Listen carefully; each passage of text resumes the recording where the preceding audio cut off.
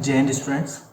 Science की class में हम लाइट कवर कर चुके हैं ना। लाइट के बाद हम देख रहे थे मिरर्स देख रहे थे, ठीक है। कॉन्वेक्स मिरर्स क्या होते हैं, कॉन्वेक्स मिरर्स क्या होते हैं, ठीक है ना। उसके बाद स्फेरिकल मिरर क्या होते हैं, कैसे इनके रूल काम करते हैं कि रेज कैसे टकरा के कैसे रिफ्लेक्ट होती है, परावर्तन के नियम मतलब लॉज ऑफ रिफ्लेक्शन हमने सारे देख लिए थे, ठीक है ना। आज हम इसी में साइन कॉन्वेक्शन देखेंगे, ठीक है ना। यहाँ से ये अगर हम साइन कॉन्वेक्शन हम पढ़ लेते हैं तो इससे हमें जो न्यूमेरिकल्स होते हैं, जो मिरर से रिलेटेड न्यूमेरिकल्स आते हैं वो हमको सॉल्व करना थोड़ा इजी पड़ता है, ठीक है ना।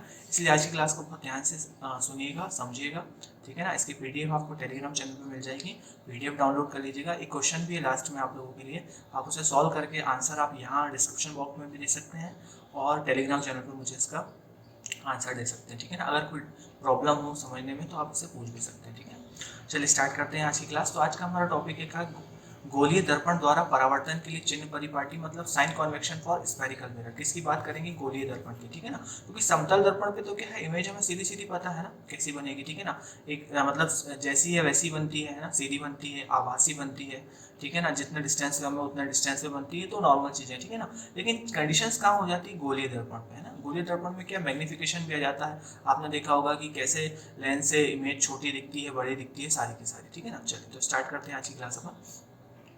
सबसे पहले इस डायग्राम को बहुत ध्यान से समझ लीजिएगा। डायग्राम अगर समझ में आ गया तो सारा आपको पता होगा, पॉजिटिव क्या होता है, नेगेटिव होता है, न्यूमेरिकल में कैसे इसे पॉजिटिव लेंगे, कैसे नेगेटिव लेंगे, ठीक है ना। इसके पहले मैं आपको सारी चीज़ें बता चुका हूँ, एक क्विक रिवीजन उसको हम देख लेते हैं, ठीक है ना। ये जो है इसे क्या कहते हैं, पोल कहते हैं। ये क्या है, पोल है आपका, हिंदी में ध्रुव, ठीक है ना। ये क्या है, फोकस। ये कौन सी दूरी है, फोकस दूरी, ठीक है। ये क्या है, सी, सेंटर ऑफ कर्वेचर मतलब हिंदी में बोलते हैं इसे त्रिज्या वक्रता, ठीक है ना। त्रिज्या वक्रता, ठीक है ना।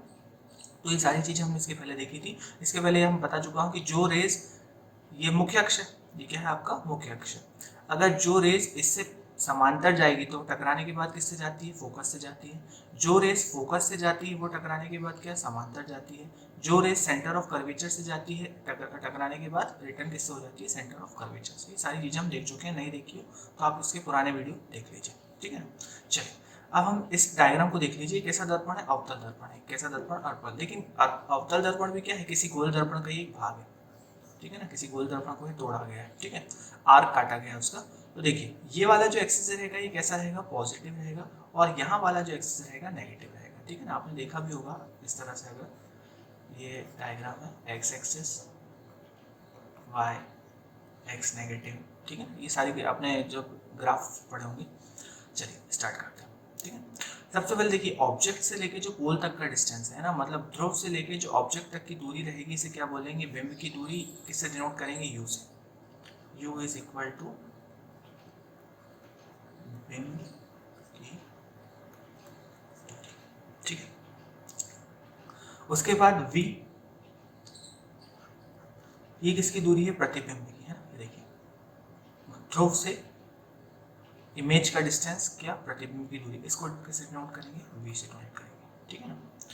ध्रुव से लेकर एफ तक की दूरी क्या कहलाती है, फोकस दूरी कहलाती है, ठीक है। अब आपको पता होना चाहिए कि अगर आपको कोई इमेज प्राप्त करनी है, कोई आपको इमेज प्राप्त करनी है तो आप किस तरफ खड़ा होंगे मिरर के, ठीक है। किस तरफ खड़ा होंगे मिरर के, मतलब जिस तरफ पॉलिश नहीं होगा उस तरफ खड़े होंगे, जब भी आपको क्या मिलेगा, इमेज मिलेगा। अरे ये आईना है, अगर आप यहाँ खड़े हैं, ये वाला क्या है, पॉलिश सरफेस, यहाँ खड़े, जब आपको क्या दिखेगी, इमेज। अगर यहाँ खड़े होंगे तो क्या नहीं दिखेगी, ठीक है। ये देखिए ये रखा कुछ, ठीक है। लगभग इसे हम हमेशा बाई तरफ रखते हैं, क्योंकि फिजिक्स के रूल्स के हिसाब से पॉलिश सरफेस कौन सा करते हैं, राइट वाला, और ऑब्जेक्ट को कहाँ रखते हैं, हमेशा बाई तरफ। चलिए बाई तरफ मतलब लेफ्ट, ठीक है। उसके बाद ऊपर की तरफ जो हाइट रहेगी वो कैसी रहेगी, पॉजिटिव रहेगी। वो कैसी रहेगी, पॉजिटिव। और नीचे की जो तरफ हाइट रहेगी वो क्या रहेगी, नेगेटिव। तो हम कैसा कह सकते हैं, जो बिंब की दूरी रहेगी वो कैसी, पॉजिटिव। इधर h इसकी जो हाइट रहेगी क्या, पॉजिटिव, और इधर जो हाइट रहेगी प्रतिबिंब की जो हाइट रहेगी, इमेज की हाइट रहेगी वो क्या रहेगी, नेगेटिव, ठीक है। चलो आगे चलते हैं, वही सारी कंडीशन इसमें लिखी हुई है ना। गोलीय दर्पण के ध्रुव P को मूल बिंदु कहते हैं ना। P क्या हो गया, ध्रुव हो गया आपका, ठीक है ना। उसके बाद बिंब को सदैव दर्पण की बाईं ओर रखा जाता है, ठीक है। कहाँ रखा जाता है, हमेशा बाईं ओर। अभी हमने देखा मूल बिंदु के दाईं ओर की दूरी कैसी, पॉजिटिव, है ना। मूल बिंदु के बाईं ओर की दूरी सारी क्या, नेगेटिव, ठीक। उसके बाद दर्पण के मुख्य अक्ष के ऊपर की सभी दूरियां क्या, धनात्मक, और नीचे की दूरी सारी क्या, ठीक है। यहाँ पे एक बार और समझ लीजिए, अगर नॉर्मल वहाँ समझ में नहीं आ रहा है तो ये देखिए पॉजिटिव, नेगेटिव, ऊपर जा रहा है पॉजिटिव, नीचे जा रहा है नेगेटिव, ठीक है। चलो आगे चलते हैं। अब दर्पण सूत्र, मिरर फॉर्मूला और आवर्धन, ठीक है ना। सबसे पहले बात करते हैं दर्पण सूत्र की, मिरर फॉर्मूला कैसे क्रिएट होता है। अभी हमने सारा रिलेशन देखा, हमें सारी चीजें पता होगी कि u क्या है, v क्या है और f क्या है ना। ये बिंब की दूरी है, प्रतिबिंब की दूरी है और ये क्या है, फोकस दूरी, ठीक है ना। इनके बीच का रिलेशन होता है 1/v, ये लिखा हुआ है 1/v 1/+1/u is equal to 1/f, ठीक है। ये फॉर्मूले को याद रखना, इस रिलेशन को याद रखना, हर स्पेरिकल मिरर, हर गोलीय दर्पण के लिए काम देगा। देखिए यह संबंध सभी प्रकार के गोलीय दर्पण के लिए तथा बिंब की सभी स्थितियों के लिए क्या है, मान्य है, ठीक है। तो जब मैं दर्पण सूत्र की बात करूंगा तो दर्पण सूत्र आपके दिमाग में आना चाहिए 1/v प्रतिबिंब की दूरी, 1/u बिंब की दूरी is equal to 1/f focus की दूरी, ठीक है। चलिए मैग्निफिकेशन क्या होता है। मैग्निफिकेशन मतलब कितना बड़ा करके दिखा रहा है या कितना छोटा करके दिखा रहा है, कितना मैग्नीफाई करके दिखा रहा है, ठीक है ना। आपने देखा होगा लेंस वेंस जो यूज कर रहे होंगे, ठीक है ना, हेड लेंस यूज करते हैं आप, तो क्या ऐसे बड़ा होकर दिखता है कि नहीं आपको इमेज, ठीक है। चलिए तो आवर्धन की डेफिनेशन, अगर हम आवर्धन की डेफिनेशन को देखें तो सिंपल ये बोल सकते हैं कि ये रेशियो है किसके बीच, इमेज के, हाइट ऑफ इमेज मतलब प्रतिबिंब की ऊंचाई किससे, बिंब की ऊंचाई से, ठीक है। ये देखिए एक मिनट, ये देखिए अगर हम सिंपल बोलें इसे प्रतिबिंब की ऊंचाई तथा बिंब की ऊंचाई के अनुपात के रूप में क्या किया जाता है, व्यक्त किया जाता है, ठीक है। अब इसके फॉर्मूले को हम देखते हैं। सबसे पहले m इज इक्वल टू, ये हाइट किसकी, प्रतिबिंब की, अभी हमने देखा था h डैश, ठीक है ना, और ये हाइट किसकी, ऑब्जेक्ट की, मतलब बिंब की ऊंचाई। Magnification is equal to height of क्या, इमेज, प्रतिबिंब की ऊंचाई और किसकी, बिंब की ऊंचाई, ये बन गया h। और इसी का रिलेशन किससे बना सकते हैं, इसी का रिलेशन किससे बना सकते हैं, v और u से। ये देखिए जब हमें पता है h डैश हम नीचे तरफ ले रहे थे, किसकी हाइट ले रहे थे, v, नीचे तरफ ले रहे थे कैसी, नेगेटिव अपॉन u, ये बन गया, ये रिलेशन बन गया। आवर्धन m is equal to h dash by h, ये तो हमें पता ही कैसे निकाला, और माइनस v बाय u, ठीक है। रिलेशन हो गया आवर्धन m बिंब दूरी तथा u तथा बिंब दूरी v के से संबंधित है। आई बात समझ में, क्लियर है। तो जो मैग्निफिकेशन होता है कितना मैग्नीफाई करके दिखाया, मतलब हाइट ऑफ द इमेज और हाइट ऑफ द ऑब्जेक्ट का क्या होता है, ये रेशियो होता है, क्लियर है। ये क्या है, अभी न्यूमेरिकल भी करेंगे, सारी चीजें समझ में आएगी कैसे काम कर रही है, ठीक है। चलिए अब देखिए यहाँ पे छोटी चीज समझने की है।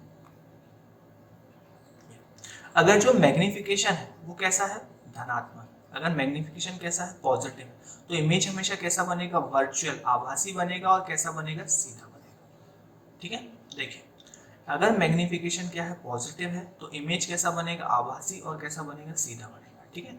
लेकिन अगर मैग्निफिकेशन नेगेटिव है तो इमेज कैसा बनेगा, रियल बनेगा, और कैसा बनेगा, उल्टा बनेगा, रियल बनेगा और कैसा, उल्टा बनेगा। कैसे, अभी हमको न्यूमेरिकल में समझ में आ जाएगा, ठीक है ना, कैसे ये सीधा बन रहा है, कैसे उल्टा बन रहा है। बस दिमाग में एक चीज ध्यान रखिए, अगर मैग्निफिकेशन कैसा है, पॉजिटिव, तो इमेज कैसा, वर्चुअल, आभासी है, और कैसा है, सीधा है, ठीक है। लेकिन अगर वही नेगेटिव है तो कैसा है, उल्टा है और रियल है, ठीक है। चलिए उसके बाद देखिए बिंब दूरी u ऋणात्मक माइनस होती है, मान लेते हैं कि जो u है वो कैसा है, नेगेटिव। तो कंडीशन देखते हैं, पहले देखते हैं अवतल दर्पण में और फिर उत्तल दर्पण में, तो इसके डायग्राम के थ्रू।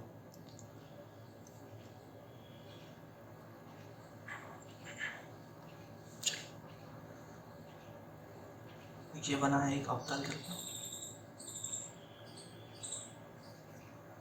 पलिस्ट करेंगे जब तक समझ में नहीं आएगा। ये कैसा अवतल दर्पण हो गया और ये कैसा दर्पण हो गया, ठीक है। अब मानते हैं u अगर कैसा हो, नेगेटिव। अब अगर u नेगेटिव है, ठीक है, तो जो फोकस दूरी है f, ये भी क्या होगी, नेगेटिव होगी। ये भी क्या, इधर साइड वाला मतलब पूरा नेगेटिव वाला मामला, ये f, ये u, ये अगर नेगेटिव है तो फोकस दूरी इसमें क्या हो जाएगी, नेगेटिव हो जाएगी। लेकिन अगर ये u क्या है, पॉजिटिव है, तो यहाँ पे फोकस दूरी क्या हो जाएगी, पॉजिटिव हो जाएगी। सिंपल है। उसी तरह देखिए यदि प्रतिबिंब वास्तविक और उल्टा बनता है, अगर प्रतिबिंब कैसा है, वास्तविक है, रियल है, और क्या है, उल्टा बन रहा है, तो v क्या होगा, हमेशा ऋणात्मक होगा। ये भी समझने वाली चीज है। देखिए ये कोई मिरर है, ठीक है, अगर नीचे साइड बन रहा है दो बिंदु हमने देखे थे जहाँ मिलते हैं वो कैसा इमेज बनाते हैं, रियल बनाते हैं। और कैसा, जैसे ऊपर रखा है ऑब्जेक्ट, यहाँ इमेज बन रहा है तो क्या रियल है, और कैसा है उल्टा है, तो v कैसा हो जाएगा ऋणात्मक, नीचे की तरफ है। और वहीं v अगर ऊपर की तरफ बनता है तो कैसा बनता है, वर्चुअल बनता है। और कैसा बनता है, सीधा बनता है। ठीक है, ये डायग्राम के थ्रू क्लियर करते हैं अपन। चलिए ये देखिए क्या देख बोला हमने, अगर v कैसा है नेगेटिव, v अगर नेगेटिव है तो इमेज कैसा बन रहा है, रियल बन रहा है। और कैसा बन रहा है, उल्टा बन रहा है। ये देखिए ये ऑब्जेक्ट रखा, एक मिनट पूरी तरह से क्लियर कर देता हूँ मैं आपको। चलिए ये क्या है, ऑब्जेक्ट है, ये ऑब्जेक्ट रखा। अब ये ऑब्जेक्ट रखा है तो इसका जो इमेज है वो कहाँ बन रहा है, नीचे की तरफ बन रहा है। ठीक है, मतलब इसके बिंदु क्या हो रहे, नीचे की तरफ मिल रहे होंगे। ठीक है, तो जब दो बिंदु मिल रहे होंगे तो सबसे पहले समझ में आएगा इमेज कैसा है, रियल है। अब नीचे की तरफ है तो ये v क्या हो जाएगा, नेगेटिव। मतलब माइनस जब v रहता है, नेगेटिव रहता है, तो इमेज कैसा बन रहा है, रियल बन रहा है। और कैसा बन रहा है, उल्टा बन रहा है। ठीक है ना, ये देखिए ऊपर की तरफ, ऊपर मामला जो रहेगा वो कैसा रहेगा, पॉजिटिव वाला मामला रहेगा। नीचे जो मामला रहेगा वो कैसा रहेगा, नेगेटिव वाला। ठीक है, वही चीज वहां पे लिखी हुई है। इसके पहले देख लेना, मैंने आपको सारी चीजें बताई हैं कि इमेज कैसे पॉजिटिव बनता है, कैसे नेगेटिव बनता है। ठीक है, चलिए ये क्वेश्चन करते हैं हम। ठीक, अब क्वेश्चन क्या लिखा हुआ है,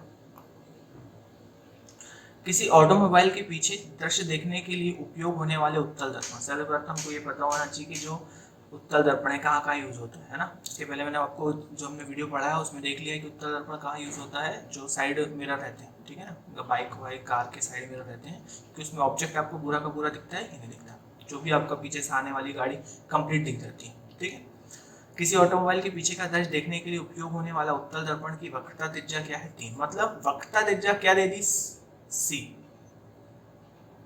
सेंटर ऑफ कर्वेचर से दूरी, ये क्या होगी, रेडियस। ये देखिए अभी अपन यहाँ बना लेते हैं। अगर कोई गोल दर्पण है, कैसा दर्पण है, ये उत्तल दर्पण है, तो यहाँ से पॉलिश्ड होगा। ठीक है ना, ये सेंटर ऑफ कर्वेचर होगा, ये त्रिज्या वक्रता किससे डिस्टेंस पोल तक का कितना हो गया, 3। ठीक है, यदि एक बस इस दर्पण में 5 मीटर क्या है दूरी, 5 मीटर की दूरी पर स्थित है, तो प्रतिबिंब की स्थिति बताइए, प्रकृति बताइए और साइज बताइए। मतलब कहाँ पर कितनी दूर होगा, वो कैसा नेचर का होगा भैया, रियल होगा, वर्चुअल होगा, और उसकी साइज क्या होगी। ठीक है, चलिए तो वक्रता त्रिज्या हमें मिल गई कितनी, 3। अब ये इधर है, ठीक है, डिस्टेंस कितना है इसका, 3, तो रेडियस क्या होगी इसकी, पॉजिटिव। वहीं जो इमेज बन रहा है, कितनी दूर है, 5 मीटर। कितने डिस्टेंस में, 5 मीटर। तो u बिंब से दूरी कितनी हो जाएगी इसकी, नेगेटिव। कितनी दूर है ना, -5। ठीक है, रेडियस कितना हो गया, r। क्या निकालना है, प्रतिबिंब दूरी निकालनी। इमेज क्या बन रहा है, देखो बताया ना, स्थिति बताइए कितनी दूर बन रहा है, उसकी साइज बताना है, और उसका क्या बताना है, नेचर बताना है। ठीक, चलिए तो जब हमारे पास r और u है तो हम क्या निकाल सकते हैं, f निकाल सकते हैं। कैसे, देखिए मैंने बताया था आपको, f = r/2। हाफ दूरी रहती है कि नहीं, ये देखिए, तो ये अगर मिरर है, स्फेरिकल मिरर है, ये सेंटर ऑफ कर्वेचर है, और इनके बीच में क्या रहता है, फोकस रहता है, तो फोकस = r/2। ठीक है, f, ठीक, r कितना दिया है हमें, r कितना है हमारे पास, 3, पॉजिटिव में 3/2 कितना हो गया, 1.5। ठीक है, तो फोकस दूरी कितनी निकल गई, f। अब हमारे पास क्या होगी, फोकस दूरी। अब हम यहाँ पे कौन सा फॉर्मूला लगा सकते हैं, दर्पण सूत्र का, क्योंकि हमारे पास यहाँ से क्या निकालना है, हमारे पास u हमारे पास है, दिया गया u, f हमारे को मिल गया। ठीक है, ये देखिए, तो 1/f 1/v + 1/u = 1/f। ये अभी हमने देखा कहाँ से आया, दर्पण सूत्र, रिलेशन है सारा का सारा। उसके बाद देखिए, अब v निकालना है, तो v निकालने के लिए इसका ट्रांसफर उधर कर दीजिए, सारी वैल्यू पुट करें, कितना निकल गया, +1. तो v की वैल्यू क्या हो गई, 1.5। ठीक है, अब कितना, तो भैया v क्या है, प्रतिबिंब की दूरी है कि नहीं, v क्या है, प्रतिबिंब की दूरी है, तो प्रतिबिंब की दूरी निकल गई +1.5 मीटर। ये एक आंसर आ गया हमारे पास। ठीक है, उसके बाद आवर्तन, मैग्निफिकेशन देखेंगे तो हाइट हमें पता है। ठीक है, हाइट और इसका रिलेशन क्या होता है, v/u, तो v/u v निकल गया +1.15। ठीक है, ये कितना दिया गया था, 5, इसको पुट कर दिया, कितना आ गया, मतलब प्रतिबिंब सबसे पहली बात तो कैसा बन रहा है, आभासी बन रहा है। ठीक है ना, जब भी मैग्निफिकेशन पॉजिटिव आएगा तो इमेज कैसा बनेगा, वर्चुअल। अभी हम देखें डेफिनेशन, सीधा कैसा बनता है, वर्चुअल बनता है, सीधा बनता है, और साइज में बिम से क्या छोटा, कितने गुना, तो 0.23। ठीक है ना। मतलब अगर हमें वैल्यू सारी की सारी दी रहे तो हमारे पास दर्पण सूत्र है ना। देखिए इससे हम फोकस दूरी निकाल सकते हैं, F is equal to R/2, इसके पहले वाले वीडियो में देखा था हमने।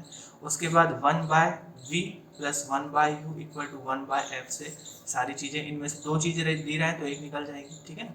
अभी हमारे पास क्या V नहीं दिया था तो U हमें दिया हुआ था और F हमें निकाल लिया और V हमने पता कर लिया। ठीक है, आई बात समझ में। ठीक है, तो यहीं पे देखिए एक क्वेश्चन मैंने आपको दिया है इसमें कि कोई 4 सेंटीमीटर साइज का बिंब किसी 15 सेंटीमीटर फोकस दूरी के अवतल दर्पण से 25 सेंटीमीटर दूरी पर रखा गया है। दर्पण से कितनी दूर पर किसी पर्दे को रखा जाए कि स्पष्ट प्रतिबिंब प्राप्त हो, प्रतिबिंब की प्रकृति बताइए, उसका साइज बताइए। ठीक है ना। इस न्यूमेरिकल को सॉल्व करने की कोशिश कीजिए, अगर आपसे बनता है आंसर, मैं इसको आंसर आपके टेलीग्राम पे डाल दूंगा इसके कि आंसर क्या है, लेकिन आप इसे सॉल्व करने की कोशिश कीजिए। ठीक है ना।